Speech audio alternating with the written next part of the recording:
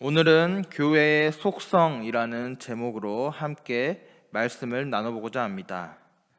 오늘 이 교회의 속성이라는 제목으로 말씀을 시작하려다 보니 다소 이 속성이라는 말이 우리에게 생소하게 다가오기도 합니다. 무슨 단어로 이 단어를 대체하여 설명하면 우리가 이를 쉽게 이해할 수 있을까요? 우리는 이 속성이라는 단어를 특성, 특징이라는 단어로 대체하여 오늘 제목을 살펴보면 우리는 이를 이해하기가 한결 쉬워질 것입니다.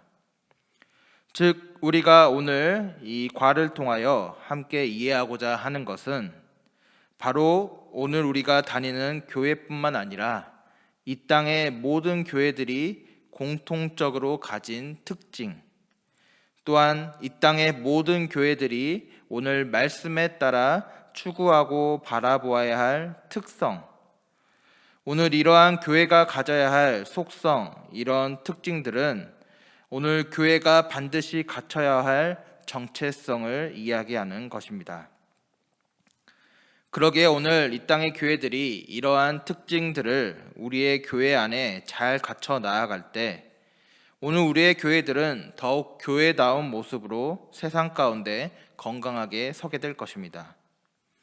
그리고 반대로 만약 오늘 우리의 교회들이 이러한 특징들이 잘 갖춰지지 않아 우리의 정체성이 흔들릴 때 오늘 우리의 교회는 교회로서의 그 근거들을 잃어버리고 세상 속에서 표류하며 세상의 빛과 소금보다는 지탄의 대상이 되고 말 것입니다.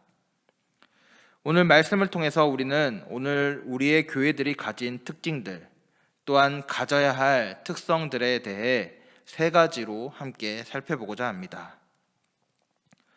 먼저 오늘 교회의 특징, 속성 중에 하나는 바로 하나의 교회, 교회의 단일성입니다. 전 세계의 교회는 하나입니다. 이 하나라는 말은 단순히 숫자적인 의미에서 하나라는 뜻이 아닙니다. 또한 교회의 기구나 조직 혹은 제도의 일치를 의미하는 것도 아닙니다. 교회가 하나라는 의미는 주 안에서 몸도 하나요, 성령도 하나요, 그리고 주도 하나요, 세례도 하나인 교회의 내적, 영적 일체성을 이야기하는 것입니다. 이는 곧 한 분이신 하나님께서 만방의 다양한 성도들을 하나님의 백성으로 모으시고 성령으로 그들을 하나 되게 하셨다는 고백입니다. 이것이 교회의 하나됨의 바른 뜻입니다. 전 세계의 모든 성도들은 그리스도의 몸을 이루어 그 머리 대신 예수 그리스도의 통치 아래 하나가 됩니다. 이 단일성 속에서 모든 성도들은 하나의 신앙을 가지며 사랑으로 굳게 결속하여 하나님 나라의 기업을 이을 영광스러운 존재로서 모두가 미래에 대한 소망을 갖습니다. 그리고 함께 하나님을 높이어 예배하며 우리 모두가 그리스도 안에서 한 지체를 이룬 형제와 자매임을 고백하는 것입니다. 그리하여 오늘 바울은 고린도전서 12장에 이러한 교회의 하나됨의 특징으로 말미암아 유대인이나 헬라인이나 종이나 자유자나 다 한 성령으로 세례를 받아 한 몸이 되었다 이야기합니다. 그러하기에 교회는 한 지체로서 다른 지체가 고통을 받으면 함께 고통을 받고 또한 다른 지체가 영광을 얻으면 함께 즐거워하여 그리스도의 몸이요 지체의 각 부분으로 하나됨을 추구해야 한다 이야기합니다. 오늘 이렇듯 우리가 우리의 교회 또한 우리 지역, 우리나라의 교회뿐만 아니라 전 세계의 교회가 그리스도의 다스림과 성령의 능력 아래 하나임을 고백할 때 오늘 우리는 편협한 지역주의나 교파주의 또는 단순한 인종, 성별, 지위, 출신 등의 외적인 요인에 매몰되어 신앙생활을 할 수 없을 것입니다. 왜냐하면 바로 오늘 교회는 몸도 하나요, 성령도 한 분이시요, 또 주도 한 분이시요, 믿음도 하나요, 세례도 하나인 바로 한 분이신 하나님에 의해 모인 공동체이기 때문입니다. 이 땅의 교회 또한 오늘 우리가 다니는 교회를 그리스도의 몸으로 고백하고, 또한 우리는 그 고백 아래서 교회의 하나됨을 고백하고 이를 위해 노력하며 우리 모두가 그리스도의 몸을 이루는 다양한 지체로서 주님께서 주신 각양각색의 은사들을 활용하여 더욱 교회의 일치를 위해 노력하며 나아갈 때, 오늘 우리는 머리 대신 그리스도의 뜻을 교회를 통해 이 땅 가운데 이루어가며 하나님의 나라를 이 땅 가운데 전하고 또한 이를 이루어가는 귀한 은혜를 발견할 수 있게 될 것입니다. 하나됨, 정말 쉽지 않는 일입니다. 그러나 이 쉽지 않은 일이 또한 가능한 것은 오늘 우리 각자가 예수 그리스도 안에서 그리스도의 몸의 한 지체의 각 부분이기 때문입니다. 바라기는 오늘 먼저는 이 땅의 교회, 그리고 더 작게는 오늘 내 옆에 있는 지체들을 서로 감싸 안으며 지체로서의 아픔과 영광을 함께 공유하고 서로의 은사를 존중하고 협력함으로 하나됨을 이루기 위해 애쓰며 나아가는 오늘 행복한 교회의 모든 성도님들의 삶이 되기를 주님의 이름으로 축복합니다. 두 번째 교회의 특징은 보편적 교회입니다. 보편적이라는 말은 전체를 지향하는, 모든 것을 포괄하는 이란 뜻입니다. 이 보편적이라는 말을 우리가 생각외로 많이 들어보았을 텐데요. 바로 우리가 천주교라 부르는 이 카톨릭교, 이 카톨릭이 바로 보편적이란 뜻의 헬라어 카톨리코스에서 유래했습니다. 오늘 교회가 이 보편적이라는 말은 교회가 어느 특정 민족이나 인종, 계급 혹은 신분이나 계층의 관심에 묶여 있지 않고 이 모든 것을 초월한 전체의 교회가 된다는 의미입니다. 오늘 이것은 하나님이 피조물에 대한 관심이 보편적이라는 데서 출발합니다. 그러하기에 오늘 이것은 보편성을 해치는 그 어떤 의도와 어떤 일로부터 교회는 그 자신의 보편성을 지켜가야 할 의무가 있음을 이야기하는 것입니다. 오늘 이러한 예는 성경에 수없이 많이 나와 있습니다. 사도 바울은 갈라디아서 3장 26절부터 29절까지의 말씀을 통하여 너희가 다 믿음으로 말미암아 그리스도 예수 안에서 하나님의 아들이 되었다 이야기합니다. 또한 누구든지 세례를 받은 자는 그리스도로 옷 입은 자라 이야기하며 이는 유대인이나 헬라인이나 종이나 자유인이나 남자나 여자나 상관없이 그리스도 예수 안에 하나라 이야기합니다. 그리고 사도 바울은 3장 29절에 그리스도께 속한 자면 아브라함의 자손이요 약속대로 유업을 이을 자라고 말하면서 아브라함의 자손으로 약속의 유업을 이을 자는 어느 특정 민족이나 계층적 한계를 초월하여 오로지 그리스도께 속한 자, 그 누구라도 그 자격이 있음을 역설하고 있습니다. 또 사도 바울은 고린도전서 9장에 무엇이라 이야기합니까?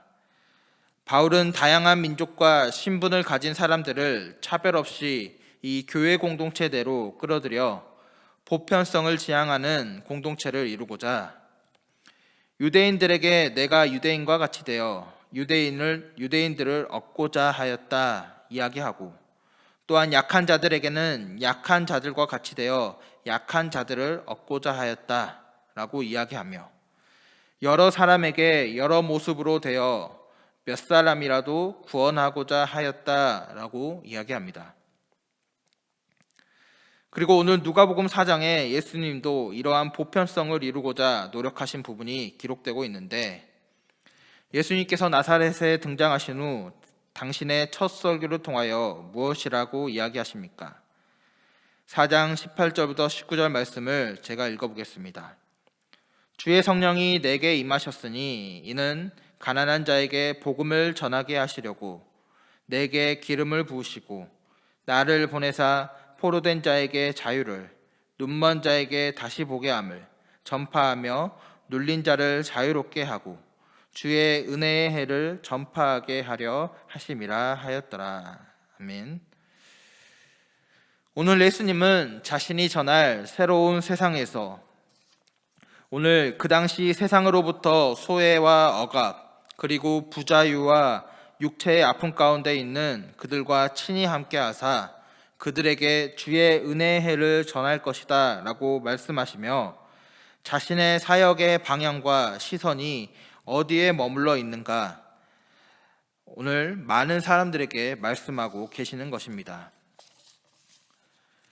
이처럼 오늘 교회가 그 자신의 중요한 속성인 이 보편성을 유지하기 위해서는 힘없고 억울하고 착취와 고통당하는 피조물들과 함께 더불어 사는 세상을 위해 끊임없는 관심을 기울여야 합니다. 또한 오늘 교회는 하나님 나라와 교회의 보편성을 위협하는, 우리가 살아가는 세상의 교회의 보편성을 위협하는 많은 존재들이 있죠. 때로는 물질이, 또한 권력이, 또한 지위가, 또한 외적인 아름다움, 인종, 성별 등이 될 수 있는, 우리는 이러한 것들, 그 어떠한 의도와도 타협하지 않고 보편성을 지키기 위해 싸워 나아가는 공동체가 되어야 합니다. 단 오늘 우리가 여기서 기억할 것은, 교회가 추구하는 보편은 세상이 이야기하는 평등의 개념과는 다르다는 사실입니다. 교회가 추구하는 보편에는 한 가지 단서가 붙습니다. 바로 오늘 우리 연약한 인간이 하나님의 그 한량없는 사랑 앞에, 또한 주의 크신 복음, 그 귀한 은혜 앞에 그 어느 누구도 앞서거니 뒤서거니 할 것 없이 동일한 존재임을 오늘 보편적 교회라는 개념을 통해 말씀하고 계시는 것입니다. 바라기는 오늘 이러한 보편적 교회를 이루기를 원하시는 주님의 뜻을 붙들어 오늘 우리의 교회가 주의 복음 앞에 이러한 보편적 교회를 이뤄가기를 주님의 이름으로 소망합니다.